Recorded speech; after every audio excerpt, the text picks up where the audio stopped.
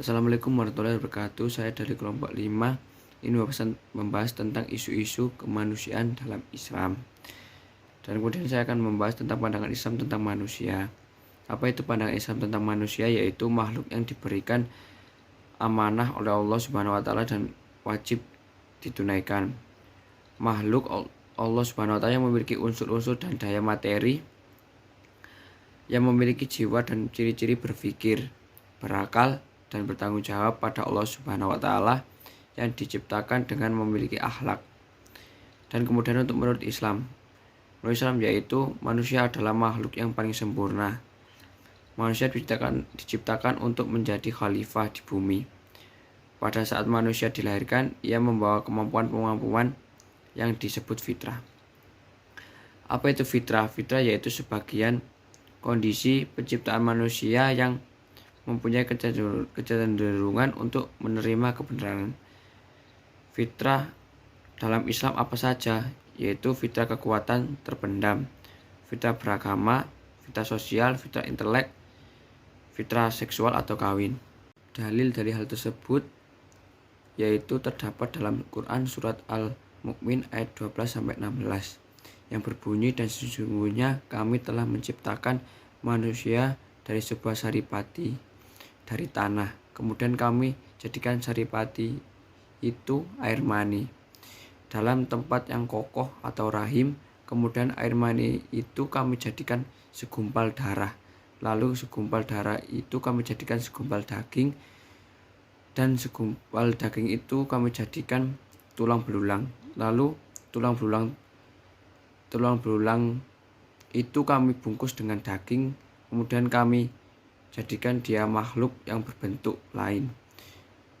Maka Maha Suci Allah menciptakan yang paling baik, kemudian sesudah itu sesungguhnya kamu sekalian benar-benar akan mati, kemudian sesungguhnya kamu sekalian akan dibangkitkan dari kuburmu di hari kiamat.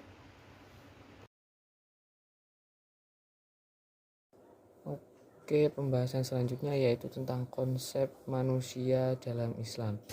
Manusia merupakan makhluk hidup yang paling sulit dimengerti meskipun oleh dirinya sendiri. Manusia adalah makhluk yang tidak bisa ditebak, namun juga dia rasional. Manusia juga memiliki akal. Nah, dengan akal itulah manusia dapat menciptakan hal-hal yang luar biasa meskipun secara fisik dia tidak mampu melakukannya. Nah, dalam Al-Quran ada beberapa konsep yang berkenaan dengan manusia, di antara yaitu konsep Al-Bashar. Dalam Al-Quran, kata Al-Bashar ini menyebutkan bahwa yang dimaksud manusia Bashar adalah anak turunan Adam atau makhluk fisik yang suka makan dan berjalan. Nah, berdasarkan konsep Bashar ini, manusia tidak jauh berbeda dengan makhluk biologis lainnya. Dia juga mengalami perkembangbiakan dan juga pertumbuhan. Nah, untuk fase perkembangan manusia sebagai makhluk biologis ini ditegaskan dalam Al-Quran, yaitu ada dua fase, yaitu fase prenatal dan fase postnatal. Nah, fase prenatal itu fase sebelum lahir, di mana proses penciptaan manusia berawal dari pembuahan atau pembuahan sel dengan sperma di dalam rahim dan juga pembentukan fisik. Dan yang kedua yaitu postnatal atau sesudah lahir, proses perkembangan dari bayi menuju remaja, menuju dewasa dan usia lanjut. Konsep selanjutnya yaitu al-insan. Kata al-insan sendiri asal katanya mempunyai arti memiliki, mengetahui, dan meminta izin. Nah, jika diartikan yaitu kemampuan manusia untuk mengambil pelajaran dari hal-hal yang dia lihat, dapat mengetahui apa yang benar dan apa yang salah, serta dapat meminta izin ketika akan menggunakan sesuatu yang bukan miliknya. Atau juga potensi manusia menurut konsep al-insan ini diarahkan pada upaya mendorong manusia untuk berkreasi dan berinovasi dengan jelas. Konsep selanjutnya yaitu konsep al-nas. Dalam konsep an-nas, pada umumnya dihubungkan dengan fungsi manusia sebagai makhluk sosial, di mana makhluk sosial yang dimaksud pada makhluk sosial ini mereka lebih mengutamakan keharmonisan bermasyarakat. Manusia harus saling hidup bersama-sama karena manusia itu tidak bisa hidup sendiri-sendiri. Nah, dan konsep selanjutnya yaitu konsep Bani Adam. Nah, kata Bani Adam ini juga bisa disebut dengan Zuriyah Adam, yang berarti anak keturunan Nabi Adam. Dalam konsep ini setidaknya ada 3 aspek yang dapat kita kaji, yaitu berbudaya sesuai ketentuan Allah, saling mengingat agar tidak terjerumus bujuk rayu setan, dan memanfaatkan apa yang masih ada. Konsep selanjutnya yaitu konsep Al-Ins. Nah, kata Al-Ins sendiri dalam Al-Quran disebutkan sebanyak 18 kali, masing-masing dalam 17 ayat dan 9 surah. Kata Al-Ins ini dapat diartikan atau mempunyai arti yaitu tidak liar atau tidak biadab, yang dapat kita simpulkan dengan jelas bahwa manusia yang insani itu merupakan kebalikan dari jin yang menurut dalil aslinya itu bersifat metafisik atau identik dengan liar dan bebas.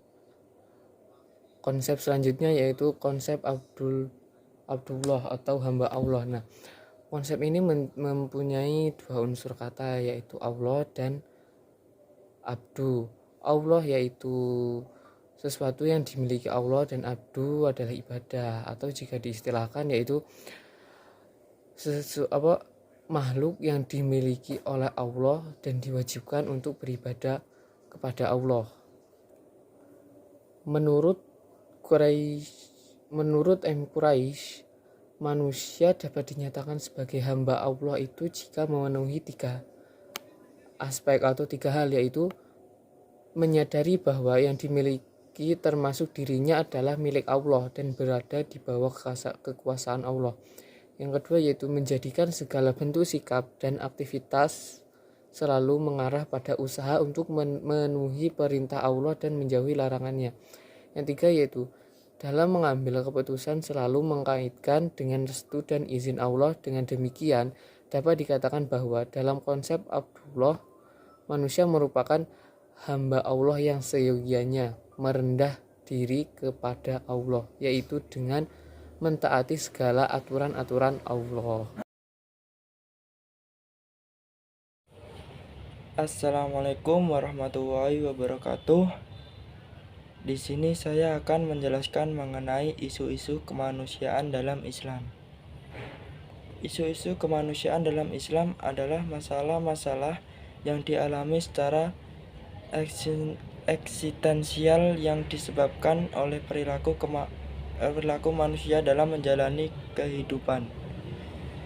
Ada beberapa macam isu-isu kemanusiaan dalam Islam, yaitu krisis masalah kemanusiaan kontemporer, masalah modernisasi kemanusiaan beragama, masalah kesetaraan gender. Yang pertama, krisis masalah kemanusiaan kontemporer itu masalah yang membuat manusia mengalami keterasingan pada diri pribadi para anggotanya yang dikenal dengan aliensi. Yang kedua, masalah modernisasi kemanusiaan beragama, masalah perilaku manusia dalam menjalankan ibadah yang masih dipengaruhi oleh perubahan sistem politik, ekonomi, psikolog, kemajuan teknologi, dan sebagainya. Yang ketiga, masalah kesetaraan gender, yaitu sikap fanatisme atau asabiyah yang terekspresikan dengan memandang rendah orang di luar kelompoknya. Berikutnya, solusi menghadapi isu-isu atau masalah kemanusiaan dalam Islam. Sebagai sumber ajaran utama, sudah seharusnya Al-Quran dijadikan sebagai pedoman umat Islam dalam menghadapi berbagai permasalahan kemanusiaan dalam Islam. Jadi, umat Islam wajib merujuk Al-Quran sebagai pedoman hidup serta menjadi inspirasi, rujukan, dan arah dalam merespon perubahan zaman dan perkembangan masyarakat yang sangat dinamis serta dalam melakukan inovasi-inovasi untuk menjawab permasalahan yang dihadapi oleh umat manusia. Sekian presentasi dari kelompok 5. Selebihnya mohon maaf. Assalamualaikum warahmatullahi wabarakatuh.